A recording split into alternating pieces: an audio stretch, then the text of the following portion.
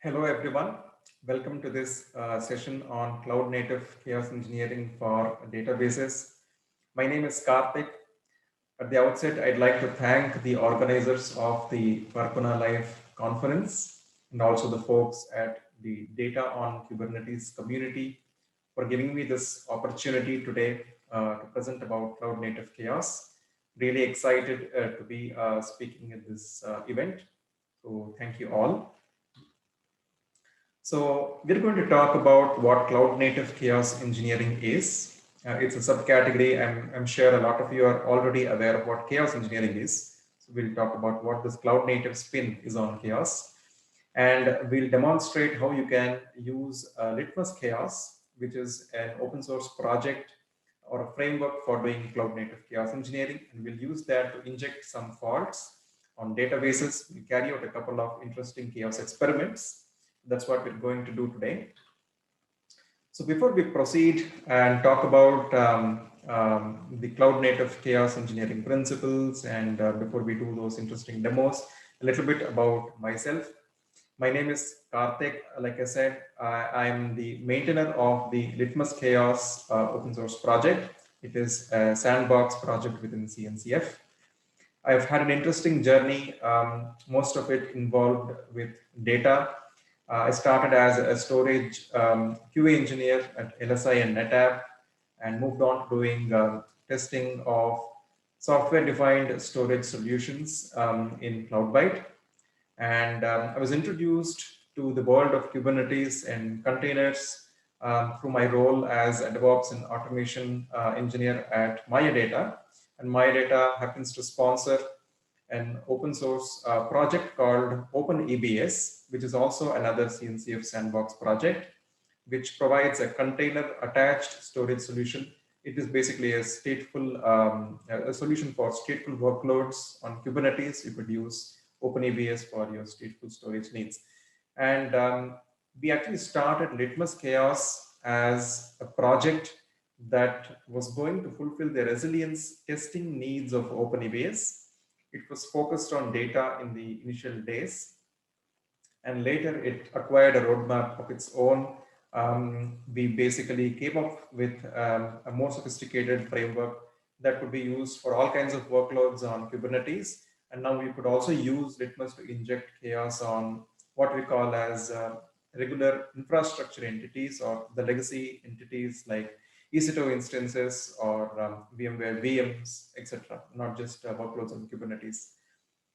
And we've co-founded an organization called Chaos Native, which contains a lot of folks contributing to Litmus Chaos, and we provide services, support services for folks that are adopting Litmus at a large scale.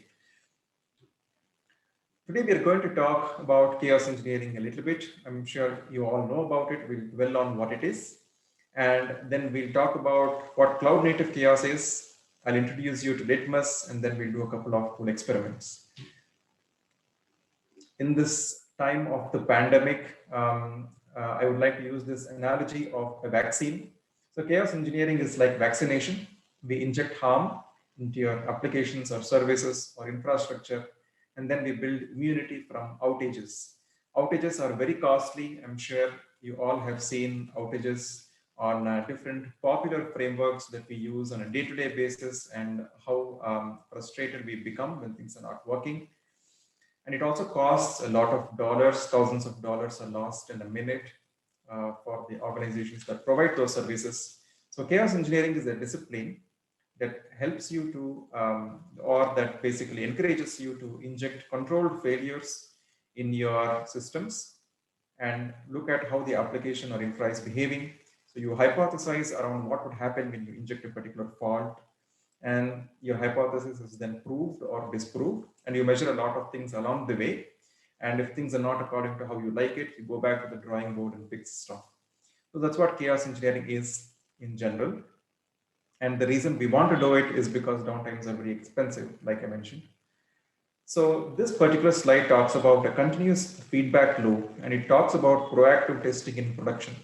Now, chaos engineering is a discipline that's been around for a decade or so now. The term itself was coined by Netflix. Amazon, Netflix, Google, a lot of these organizations are staunch practitioners of the discipline of chaos engineering. This revolution of testing in production started around the same time. And this basically advocates you to shift left, carry out some controlled testing on prod environments, because nothing really simulates the dynamic nature of a production environment. The amount of traffic you have, the amount of data stored there, the amount of services that are deployed there, the sheer traffic is really something that you cannot usually replicate in your test environments. So this basically started as a discipline of doing controlled failures on production environments. Having said that, chaos experiments, which are actually the tasks done during chaos engineering, is something like this. This is the standard flow. So you observe the steady state, you inject some fault, you cause chaos, then you observe the system, and you check whether your hypothesis is met or no. And to do that, you usually take the help of observability systems that you have, monitoring systems that you might have deployed. So you use that, you look at logs, you check metrics, you check this deviation from steady state, if at all it happens, if it's well within limits or no, if your service continues to be available. If all these conditions are met, then you qualify your app or infra as being resilient to this fault. And if not, then you have found a weakness which you go back and fix, either in your business applications or in your deployment environments, etc. Chaos engineering traditionally has been practiced with a set of rules, or a general set of cultural elements associated with it. You do something called as game days. So game days are an event where an organization gathers a lot of stakeholders. It could be a support personnel, it could be developers, it could be your customers. Sometimes you also take them along in this journey. And then you say that we are going to inject a specific fault. You make a very detailed plan of what's going to be the impact, or you hypothesize about the potential impact, services that might be touched, that might be impacted, all the upstream and downstream services that you need to keep note of. You also have a mitigation plan, a rollback plan ready in case things go out of hand. And then you basically follow this template of injecting the failure, observing stuff, taking down notes, and then going back and improving stuff. That's how game days happen. They happen at a fairly regular interval in very mature chaos engineering practices in organizations. But they happen with a considerable amount of gap, or it happens on what you call as pre-prod environments in some organizations which don't carry it out so much on production. And chaos is done in a more freestyle manner, or a manual mode, or an exploratory testing mode, where you basically have scenarios derived out of what is a known known, or what is a known unknown, what is an unknown unknown. There are things we generally expect our systems to behave like. You have certain expectations out of your system. Sometimes you really do not know what could happen when you create a failure, because you've assumed the app behaves a certain way, but you've not factored that in while actually building your app. So there's a lot of exploration and experimentation in chaos. It's generally not integrated into your CI/CD pipelines. And the people who do chaos are generally the ones that deal a lot with deployments and maintaining infrastructure, what we call as SREs or ops folks. The role of an SRE is changing in recent times, but traditionally chaos is being done by people who classify themselves as operations engineers or SREs. And the general app developers are not involved so much there. Like I said, observability is not something that is standardized. It is custom built based on your application stack. Each enterprise or organization has his or her own, their own way of doing chaos observability, what you actually monitor. And then the KPIs associated with chaos also differs to the extent that the chaos culture is embedded into your organization. Depending upon who is doing it, when it is being done, the KPIs are accordingly crafted. Sometimes there are no real KPIs associated with this discipline. You just do it to see how things work, or maybe to learn about your system. So that's how chaos is being done over the last few years, or over the last decade, I would say. But over the last couple of years, especially with the cloud native paradigm becoming more prominent, chaos engineering also has seen a shift in perspective. The major reason for this is the adoption of cloud native solutions like Kubernetes. So Kubernetes is a very dense system. It is the new deployment platform of choice and also the development platform of choice for many organizations. People are re-architecting their applications to become microservices oriented, containerized, and they are putting it as Kubernetes resources. A lot of organizations are in the process of doing this migration. And one of the things that they realize very quickly as they do this is that the Kubernetes based deployment environments is a very complex environment. You have the platform services, it could be your public cloud or your private cloud, your bare metal environments. Then you have your Kubernetes control plane services sitting on top of that. That itself is a very complex web of services. Then you have a lot of tooling that you adopt from the cloud native ecosystem for service discovery. You might have observability systems, you might have storage providers, you might have so many things. And then you have your traditional application dependencies, that is your databases, your message queues, and things like that, and then your actual business app with its backend and user-facing services. There are a huge set of services that run in an interdependent manner, and the surface area for failures just increases. So there are multiple points of failures.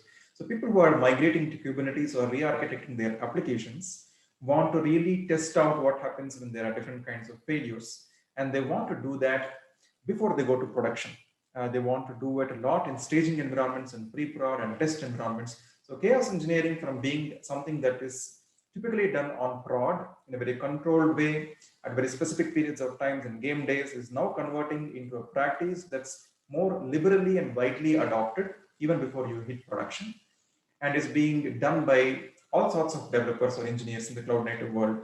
App developers are doing it even at dev test stages. And there are the DevOps functions who take care of your pipelines.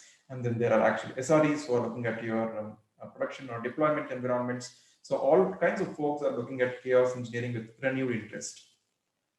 And one of the other shifts that we are seeing with cloud native chaos engineering is, or what defines the subcategory of cloud native chaos really, is that this process is making use of the same user experience that you would get while doing other stuff on Kubernetes. In Kubernetes, everything is YAML, everything is declarative. Your applications, their life cycle, the security, the way you define storage, or the way you define dependencies between your applications, everything is defined as YAML. And if at all you want to do a resilience evaluation, you want to do some chaos test, you want that intent also to be put on a YAML, you want that to be declarative, you want a chaos action to be reconciled in a specific way, you want to consume results in the same way, or you want to look at information the same way that you would with other Kubernetes processes. So that's really what brought about this shift in cloud native chaos. So as a community who are working on OpenEBS and testing out OpenEBS in different environments, and who are also supporting users of OpenEBS, we felt that it is really necessary for us to create a chaos engineering framework that gives people the same kind of experience that they have by dealing with OpenEBS or any other cloud native solution for that matter. And they should be able to provide their chaos intent. They should be able to provide the expectation around steady state hypothesis, also in a declarative way, basically consume information also from a Kubernetes resource around how your chaos experiment went, run these chaos as one-time actions, as jobs, etc. So these were the requirements that we were staring at. And we came up with Litmus Chaos, a project that was basically satisfying these needs. One of the things that I would just like to draw your attention to is the fact that Kubernetes has crossed the chasm. It's part of the mainstream market now. You have all sorts of providers, managed solutions, self-hosted solutions, and Kubernetes.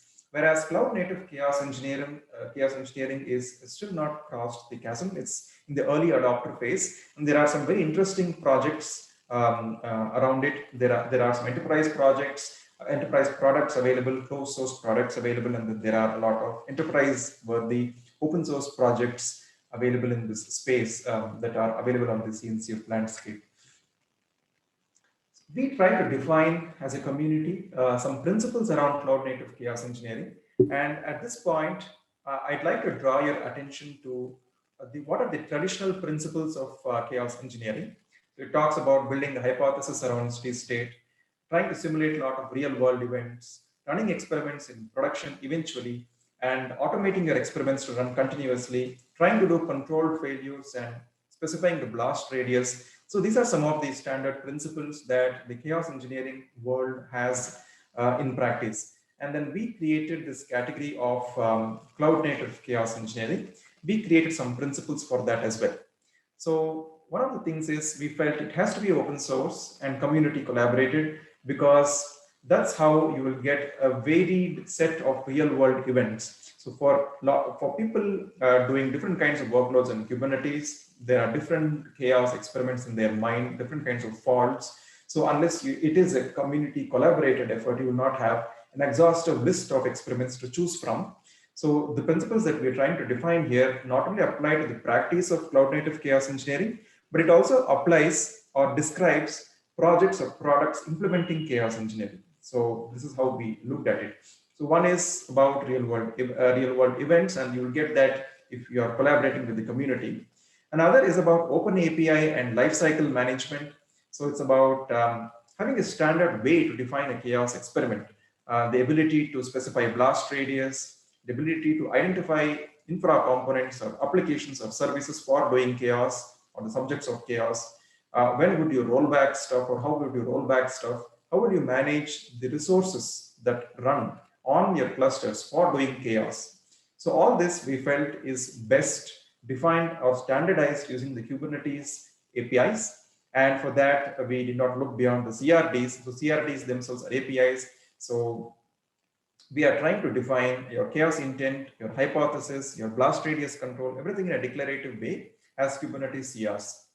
Then we talk about automating your experiments continuously. So in the cloud native world, your deployments are mostly automated. You're either doing it as part of a continuous delivery pipeline, or you have your GitOps controllers who are doing automated upgrades on your deployment environments. You have Argo CD, Helm, or Flux, or Keel, or a lot of these projects. You would like to integrate chaos experimentation as part of your application delivery, either as separate dedicated stages inside of a CD pipeline for doing chaos, like we are seeing with a lot of integrations that Litmus has done with Spinnaker and Keptn, etc.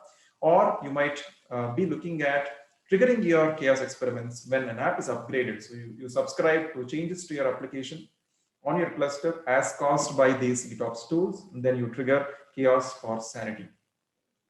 And then we are talking about observability. Observability is about trying to identify what's happening to your applications or infra as you inject those faults. So you want the information to be factored into the experiment and help you find out if your experiment was really successful, if your hypothesis was met or no. For that, you need to be able to consume observability information from your ecosystem, from your cluster. And you should also be generating useful information for someone else to correlate chaos events with app events on their dashboards that they might have already set up. So Litmus came around as a project which tried to fulfill these cloud native chaos engineering principles. So it has a good set of experiments. Most of the experiments that you would like to do on Kubernetes pods are there. And we're seeing good adoption. The call home metrics tell us that there are a lot of operator installs, the Litmus chaos operator installs, a lot of experiments run, etc. So at the heart of Litmus, and now we are moving to the introduction of Litmus project, and very quickly we'll talk about chaos against databases and stateful workloads. At the heart of Litmus is the chaos CRDs. We have a chaos experiment, which is a granular definition of chaos intent.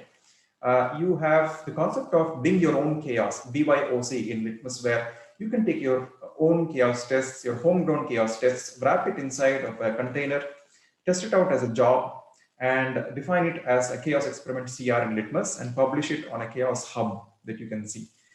And chaos engine is user-defined. This is user-defined CR. This is what you might be dealing with on a day-to-day basis. Chaos experiment CRs are pre-built and mostly templates that you would pull from the chaos hub. The chaos engine is what you will be mostly creating or modifying.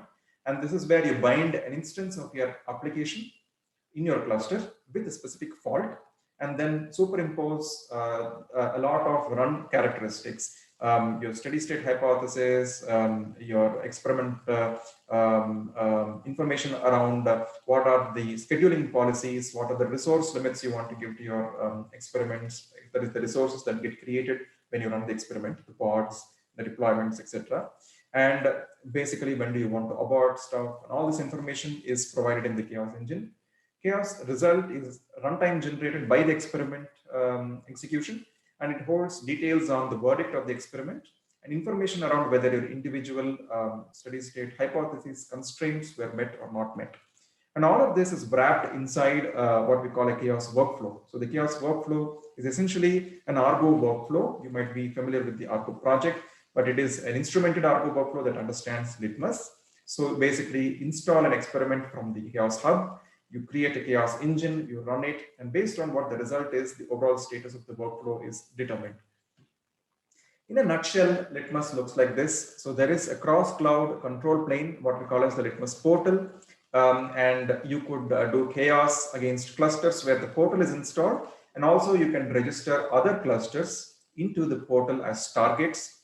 The chaos workflows are run on these clusters. There are some agents which actually understand your workflow and create the necessary chaos experiment pods. And when you run these pods, you actually collect information. There are chaos events that are generated. There are chaos metrics which are created and pulled by Prometheus. And you could use that to instrument your application dashboards for info on what's happening when you do chaos. And you could run this on any Kubernetes cluster. It could be something on on your managed Kubernetes clouds, or it could be on your lab data center. It could be based on virtual machines or bare metal, etc. Let's talk about chaos engineering on stateful workloads. I moved on very quickly from Litmus architecture because you will see more of that in the demo. So chaos engineering on stateful workloads, especially databases, is something that's very important. And I've just shown a pyramid here, which talks about what all possible failures there can be when you're running stateful workloads. And increasingly stateful workloads, databases, it could be the Percona, MySQL, or MongoDB, or it could be Cassandra, or it could be Kafka. So Kafka, there might be eyebrows raised, whether it is really a database, but core Kafka does implement a database. It adheres to the ACID properties. And we have a demo lined up on Kafka. So you will see that there could be a lot of points of failures. Your nodes could fail, the disks that the database resides on could fail. There could be failures between the peer services running for the database. You could have multiple replicas, could have a master-slave model or a multi-master model, and there can be network failures between these different pods. There could be the issue of noisy neighbors if you've not set your resources correctly, or if you have other rogue applications eating a lot of resources, there could be a problem. And you have Kubernetes component failures that can occur. Failures can occur in your cloud native storage solution. So you could have your OpenEBS or Ceph, or you could have your different storage provider pods suddenly go missing, or you might have issues communicating with them, your persistent storage provider. Or there could be failure in your application that's actually consuming your databases, or there could be some issues with the operator that's actually taking care of the life cycle or doing life cycle management of your database. So there could be something wrong happening there. You might not take backups. You might not probably promote your masters correctly. So there are so many failure points in when you're dealing with stateful workloads. And data on Kubernetes is becoming a reality. In recent times, there was a lot of apprehension in using it some time ago, but that's not the case with all the amazing progress made by a lot of projects and a lot of communities around stateful workloads, around data. So people are running it. So it's important that you sort of test out all these scenarios and failures before you actually run it on production. So in the demonstration that we're going to do now, I'm going to show you a couple of use cases. The first one is going to be a network loss that we're going to do on a Percona XtraDB Galera cluster. I'm going to inject network loss on one of the clusters, one of the pods in the cluster, and see what's going to happen, how it is going to react. And the next demo that I'm going to do is going to inject a pod failure on one of the Kafka brokers while a message stream is in progress, and then we'll see what happens. And along the way, I'll highlight what are the hypotheses you can set, especially when running stateful chaos, and how Litmus allows you to specify them and run them, view their results, etc. So with that said, let me quickly go ahead and show the console that I have. So I have got a GKE cluster, rather an EKS cluster, on which I have Litmus running.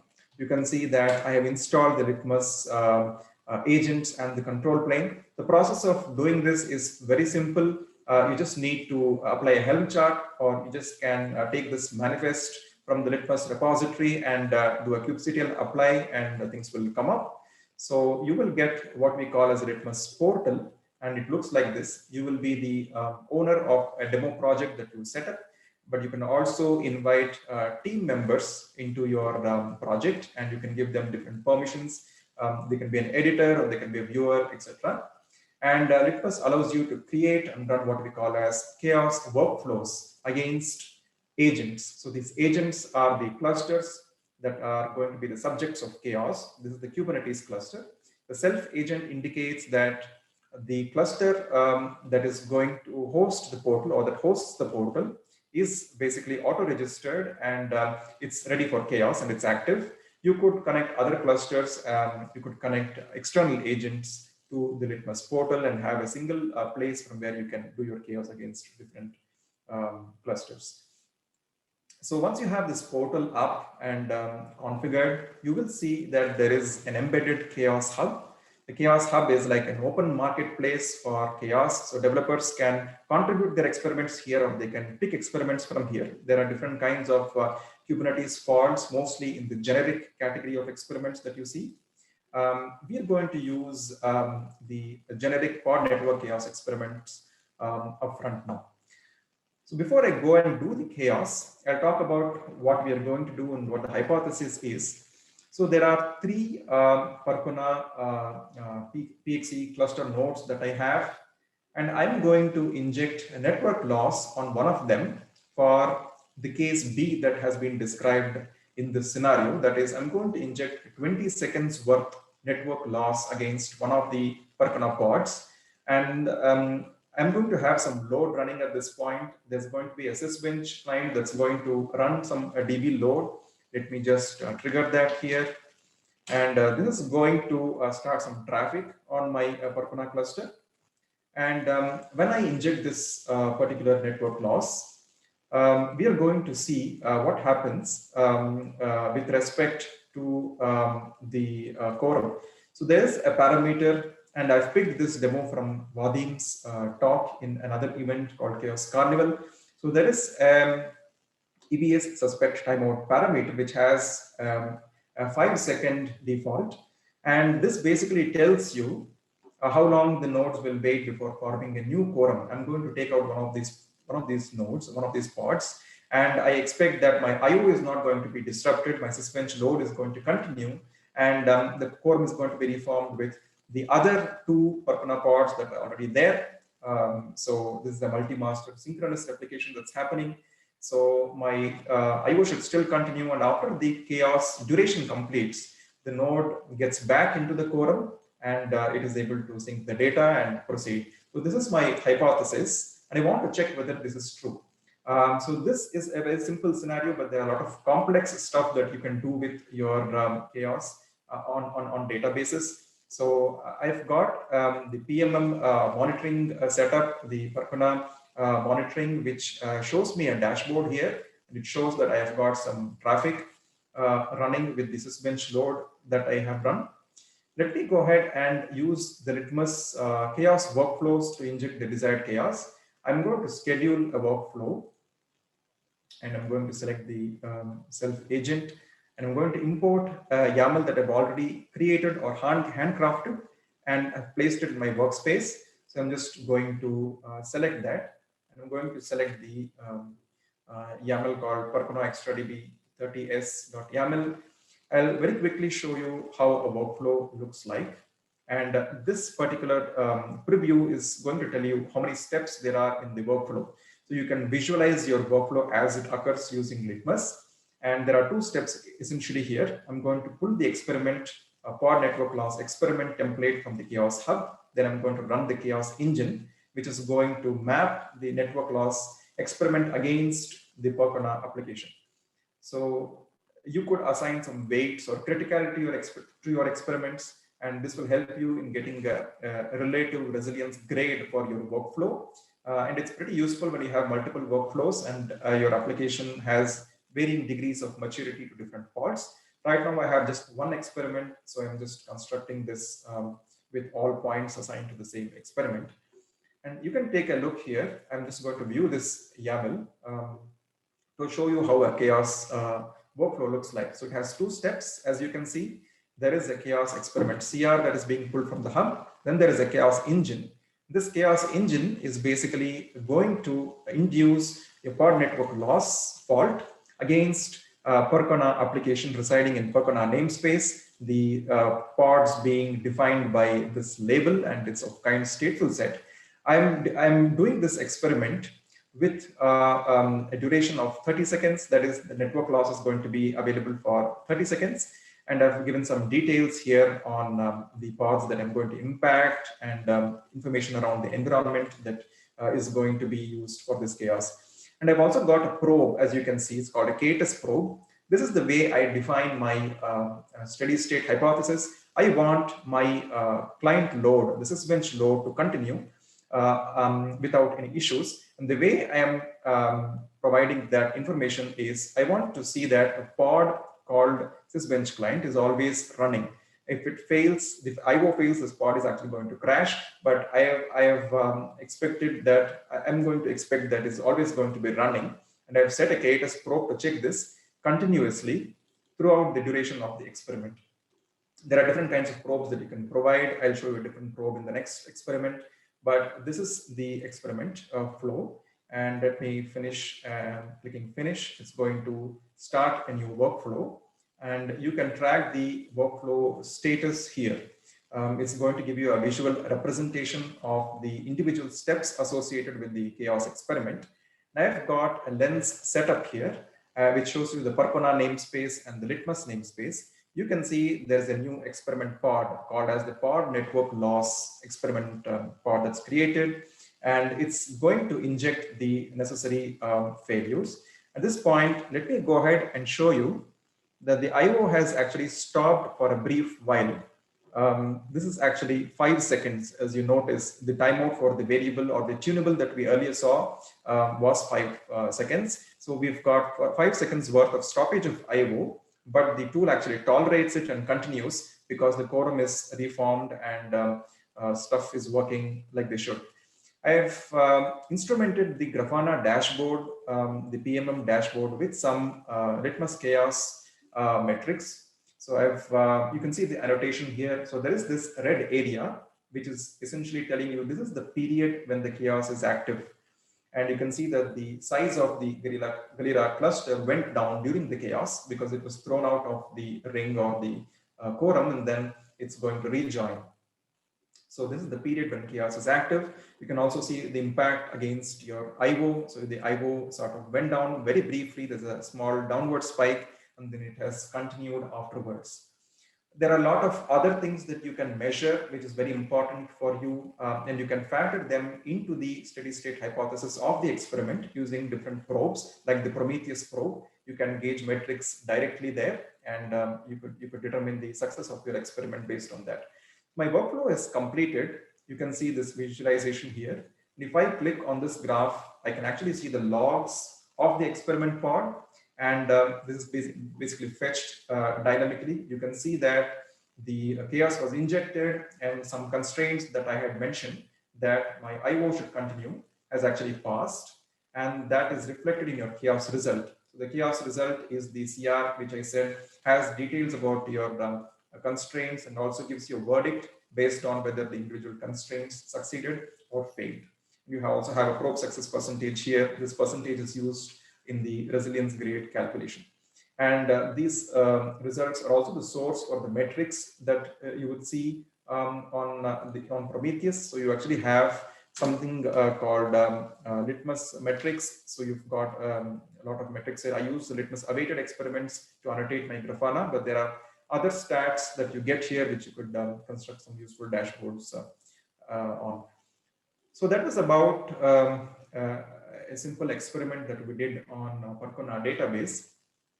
I'd like to introduce you to another experiment and another scenario just to give you a better idea of how Litmus can be used. And this time I have selected Kafka, and I've got a Kafka cluster here, and it is basically running 3 brokers. It uses Zookeeper for maintaining state. And you know that Kafka is essentially works also as a database, though it is a message streaming application. It also basically does stuff like creating commit logs, maintaining partitions for order, delivery, replicating the data partitions across different brokers. You could store your events for a long time before using them, etc.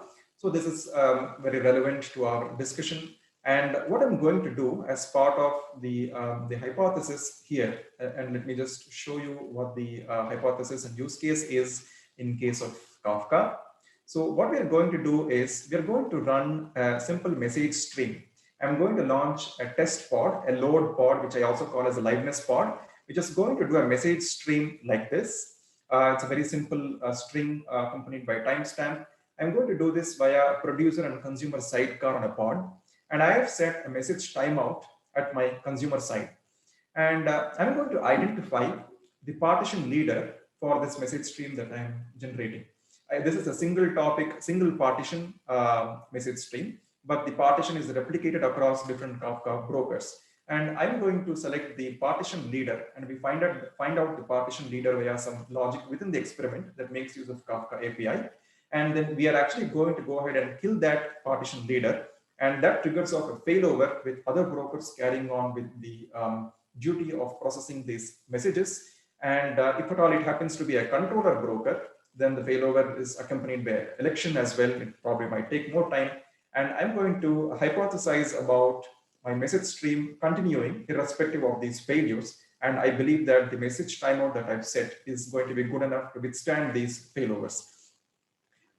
You could basically hypothesize about a lot of other factors within your Kafka environment. I've selected just a simple use case here.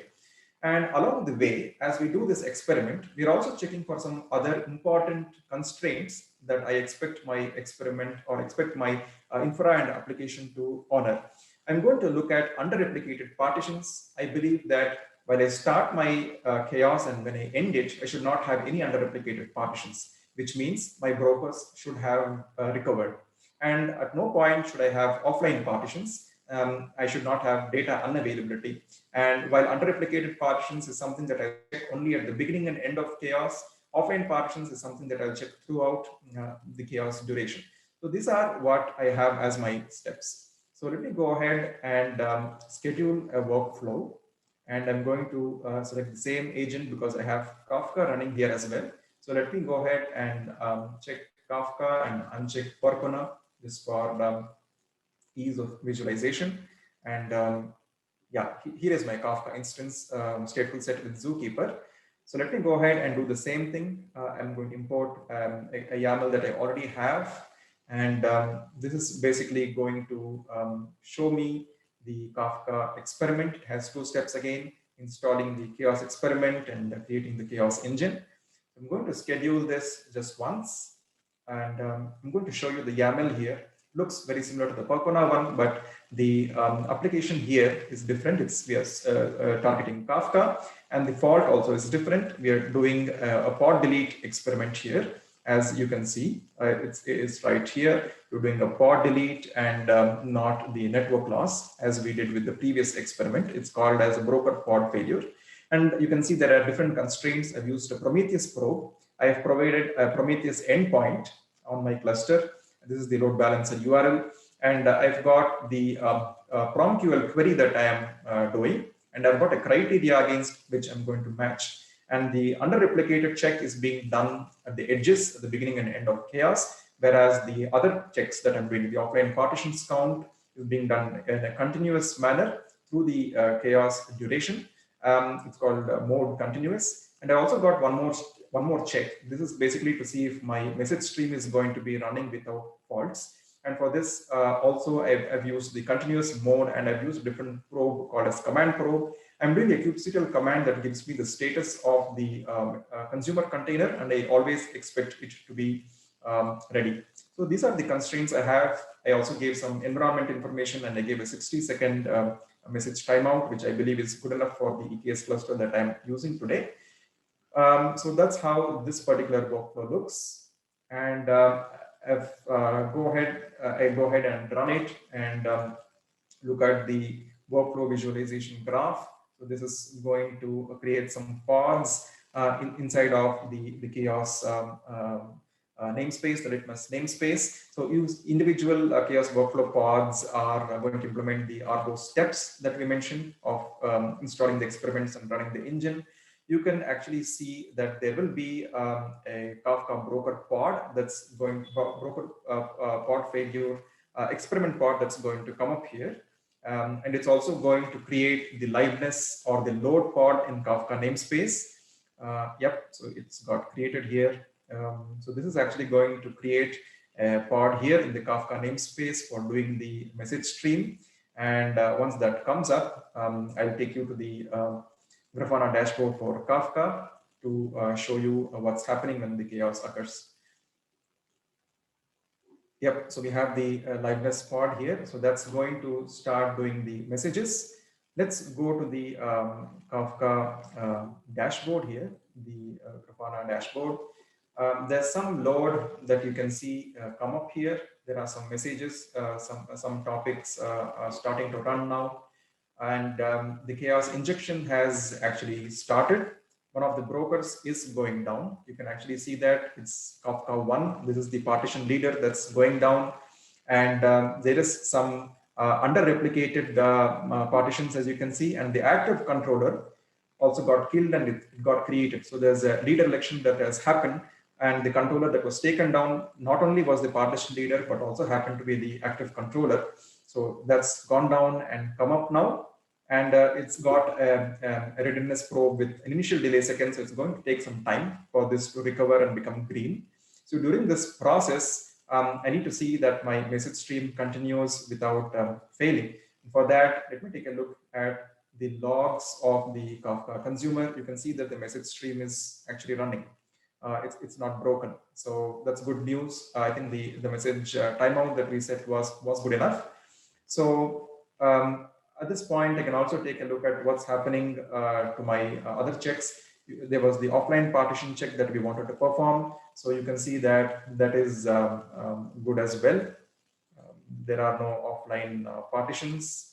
As you can see here, this continues to remain at 0, which is good for us. So the experiment also basically checks for the amount of time it takes for your Kafka pods to come back up, and amount of time it takes for you to get back into good state, into a no under-replicated partition state. So all that can be factored in as checks. You could also factor in some orthogonal checks into your chaos workflows. You could define probes to say, I want this particular alert or notification to be generated. You could provide the APIs to verify that as part of your experiment and do a end-to-end check of what all happens when you inject faults. So the experiment in the portal basically completes after doing all the respective checks. You will be able to see the logs and results again, like we saw with the Pocono case. So that's about a very quick demonstration of doing chaos on databases and stateful components. There are a wide variety of scenarios that you could construct using the Litmus chaos experiments that you see on the Chaos Hub. So you could do multiple faults, you could do multi-component failures by using the workflows. You could sequence faults in certain order, either in sequence or multiple faults happening in parallel. You could define a lot of steady state checks and get them validated during the experiment, and also use the Litmus metrics to instrument your dashboards to see what's happening. So that was a very quick demonstration of cloud native chaos engineering. So just to recap, we talked about chaos engineering principles, and we talked about the subcategory of cloud native chaos and how it came into being. And we talked about how Litmus implements cloud native chaos with all its CRs and Litmus portal. And we took a look at what all points of failures there can be by doing chaos against stateful applications, especially databases. And then we took a look at the way you do chaos using Litmus, how you can construct workflows, how you can visualize chaos, and how you can provide your steady state hypothesis definitions in a declarative way, etc. So I hope this was a useful session, and I hope this gives you a foothold into the world of cloud native chaos and encourages you to try it out. Do check out the Litmus project. There are a lot of useful information that is available, a lot of experiments that you can take a look at and implement. You can ask me questions. I'm on Twitter at KSATCHIT. You can find me at karthik@chaosnative.com. So that's it. Thank you for giving me this opportunity. I hope you have a great Parpana Live conference and learn a lot. Thank you so much. I hope you all stay safe during this pandemic situation. Thank you.